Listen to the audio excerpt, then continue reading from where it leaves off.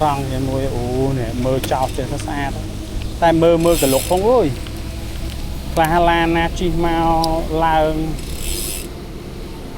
thời bay cả đấu bay ấy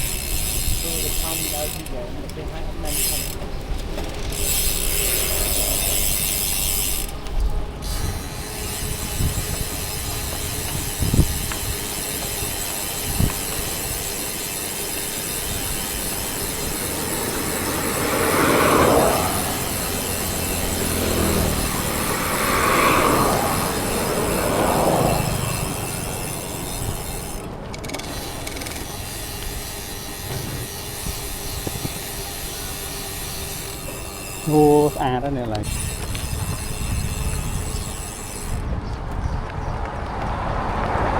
camera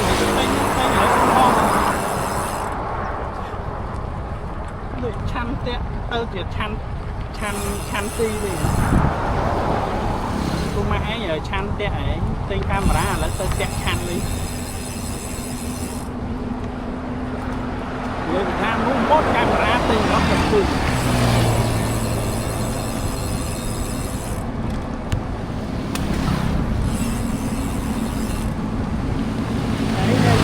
snap này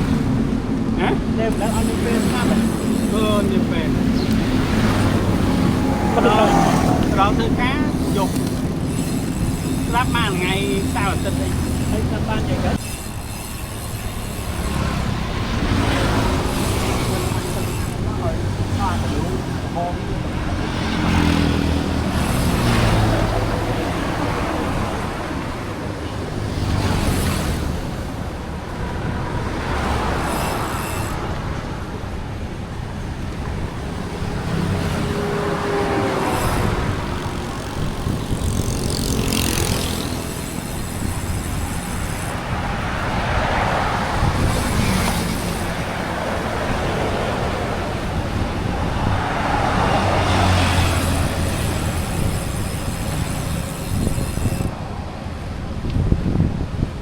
mưa lại lưu hết rồi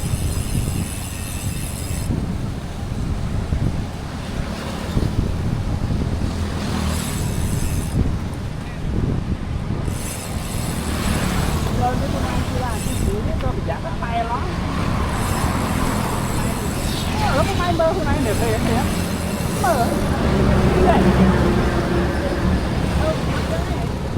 như đâu kia là biết